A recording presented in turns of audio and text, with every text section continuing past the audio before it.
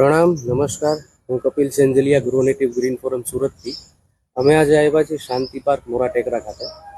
અહીંયા જે જગ્યાએ ઊભા છે એ 5 વર્ષ પહેલાં અહીંયા વૃક્ષો વાવેલા. બધા ફ્રૂટિંગના વૃક્ષો છે. દાડમ વાવ્યા છે, જામફળ વાવ્યા છે, રાવણો છે, આંબો છે, બદામ છે, દરેક પ્રકારના વૃક્ષો વાવેલા છે. અને અત્યારે આ વૃક્ષો ફ્રૂટ આપતા થઈ ગયા છે ખાલી 5 જ વર્ષમાં. તો સારા પ્રસંગો આપણે આ વૃક્ષો વાવીને ઉજવીએ એવી એક મારી પ્રાર્થના છે. આપણા ઘરે લગ્ન ગાંઠ હોય, મેરેજ એનિવર્સરી હોય, તો એનિવર્સરી ઉજવવા માટે આપણે ગ્રો નેટિવ ગ્રીન ફોરમ સંસ્થાનો સંપર્ક કરીએ.